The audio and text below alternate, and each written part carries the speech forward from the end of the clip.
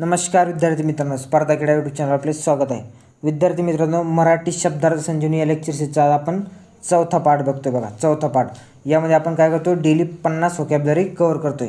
जर तुम्ही या आधीचे लेक्चर बघितले नसतील तर प्लेलिस्ट बनवली आहे आपण, ती जाऊन तुम्ही आधीचे लेक्चर बघू शकता। तर चला मग आता आजच्या लेक्चरला आपण सुरुवात करूया। तर चला आपण सुरुवात करूया समानार्थी शब्दापासून। बघा, समानार्थी शब्दाचे पहिला कोणता आहे, समर। समरचे समानार्थी शब्द कोणते आहेत? युद्ध, रण, संघर्ष, लढाई आणि संग्राम हे कशाचे? तर समरचे समानार्थी शब्द आहे। आता नेक्स्ट बघूया अनलचे। अनलचे बघा, विस्तव, पावक, अग्नी, वन्नी, वैश्वानगर, अंगार, भूतान आणि निखारा हे कशाचे? तर अनलचे समानार्थी शब्द आहे। नेक्स्ट बघूया आता समीरण। समीरणचे बघा, पवन, मरुत, अनिल, समीर, वात, वायू आणि गंधाव हे कशाचे? तर समीरणचे समानार्थी शब्द आहे। नेक्स्ट बघूया आता समुद्र। समुद्राचे बघा आता अर्णव, रत्नाकर, पयोधी, अंबुदी आणि जलदी हे कशाचे? तर समुद्राचे समानार्थी शब्द आहेत। नेक्स्ट बघूया आता कमळ। कमळचे बघा, सर्वात सोपं म्हणजे पंकज हा कशाचा?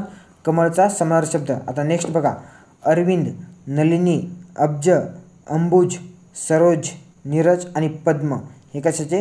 तर कमळचे समानार्थी शब्द आहेत।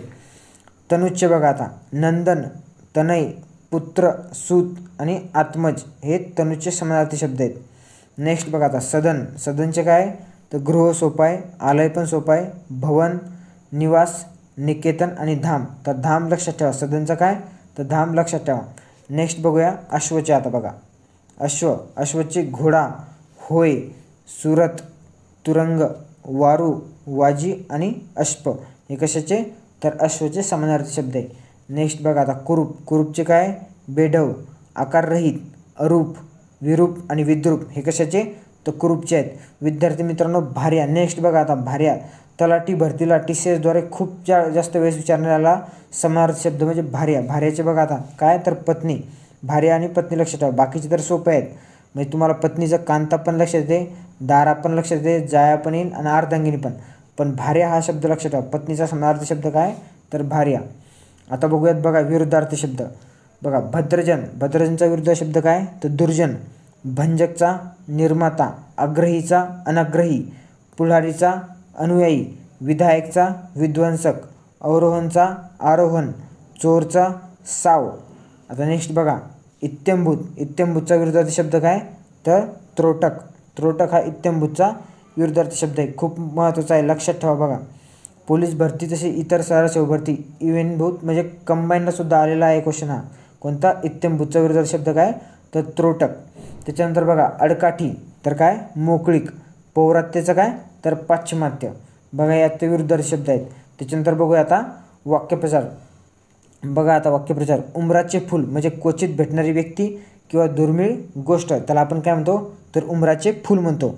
बघा आता आपल्या पोळीवर तूप पुरणे म्हणजे दुसऱ्याचे नुकसान झाले तरी आपलाच फायदा करून घेणे, म्हणजे त्याला आपण काय म्हणतो? आपल्या पोळीवर तूप ओढणे, म्हणजे आपण ज्याला सेल्फिश व्यक्ती म्हणतो तेच आपल्या पोळीवर तूप ओढणे। बघा आता हातावर तुरी देणे म्हणजे डोळ्यात देखत फसवून निष्ठून जाणे, म्हणजेच काय? हातावर तुरी देणे। केसाने गळा कापणे म्हणजे काय? विश्वासघात करणे। बघा आता कागदी घोडे नाचवणे म्हणजे फक्त काय? लेखनातून शूरपणा दाखवणे, म्हणजे त्याला काय म्हणतो आपण? कागदी घोडे नाचवणे। बघा जीवाची उलघाड होणे म्हणजे खूप भीती वाटणे। झाकले माणिक, साधा पण गुणी मनुष्य। गंगेत घोडे न्हाणे, एखादे काम कसेबसे पार पडणे म्हणजे काय? तर गंगेत घोडे न्हाणे। बघा दात ओठ खाणे, व्यर्थ चर पडणे।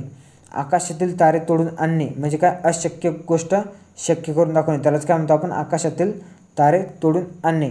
बघा अत्तराचे दिवे लावणे म्हणजे काय? खूप मूर्ख मनुष्य। अंकित करणे म्हणजे पूर्णपणे ताब्यात घेणे। बघा तोंडात तीळ न भिजणे, कोणतीही गुप्त गोष्ट प्रकट करणे। तोंड घशी पडणे, विश्वासघात करणे किंवा अडचणीत येणे म्हणजेच काय? तोंड घशी पडणे। बघा बदरायन संबंध असणे म्हणजे ओढून ताडून एखाद्या जवळचा संबंध दाखविणे। आता नेक्स्ट बघूया आपण म्हणी। अधनातले रडतात आणि सुपातले हसतात। स्वतः संकटात असताना दुसऱ्याचे दुःख पाहून हसू येणे म्हणजे काय? अधनातले रडतात आणि सुपातले हसतात। हातचे सोडून पतीच्या पाठीस लागणे म्हणजे काय? अर्धी टाकून सगळी धावून जाणे। अंथरून पाहून पाय पसरणे. बघा, आपली ऐपत व कूप नसताना पाहून वागावे म्हणजे काय? अंथरून पाहून पाय पसरायचे म्हणजे काय? आपली ऐपत व कूप पाहून वागायचे. पाचमुखी परमेश्वरला लक्षात ठेवा. पुष्कळ लोक जे बोलतात तेच खरे. विंचवाची बिऱ्हाड पाठीवर, नेहमीच आपले साधने सोबत ठेवणे. बघा नेक्स्ट बघा आता, भरोशाच्या म्हशीला टोणगा म्हणजे ज्या बाबतीत पूर्ण खात्री व नेमक्या अशाच व्यक्तीकडून संपूर्ण निराशा होणे म्हणजे काय? भरोशाच्या म्हशीला टोणगा. रोज मरे त्याला कोण रडे म्हणजे वारंवार वाईट घडत गेले तर दुःख सहन करण्याची सवय जडते. नेक्स्ट बघा आता, वड्याचे तेल वांग्यावर म्हणजे एखाद्याचा राग दुसऱ्यावर काढणे. आजा मेला आणि नातू झाला, एखादे नुकसान झाले असतात त्याचवेळी दुसरी फायद्याची गोष्ट होणे म्हणजेच काय? आजा मेला आणि नातू झाला. ज्या गावच्या बोरी त्याच गावच्या बाबळी म्हणजे एका गावचे लोक एकमेकांना चांगले ओळखतात. आता एकादशीच्या घरी शिवरात्र येणे म्हणजे अडचणी मागे अडचणी येणे, त्यालाच काय म्हणतो? एकादशीच्या घरी शिवरात्र येणे. हात दाखवून अवलक्षण, नको ते काम अंगावर घेऊन स्वतःचे नुकसान करून घेणे म्हणजे काय? हात दाखवून अवलक्षण. सगळे मुसळ केरात म्हणजे मुख्य आणि महत्त्वाच्या गोष्टीकडे दुर्लक्ष झाल्याने घेतलेले सर्व परिश्रम अथवा प्रयत्न वाया जाणे म्हणजेच काय? सगळे मुसळ केरात. बघा आता, दात करून पोट भरत नाही म्हणजे निष्कारण काटकसर करून काही भागत नाही म्हणजेच काय? दात करून पोट भरत नाही.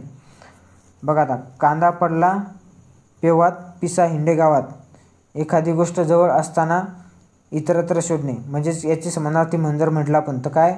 काखेत कळसा नि गावाला वळसा ही त्या समानार्थाची म्हण येऊ शकते.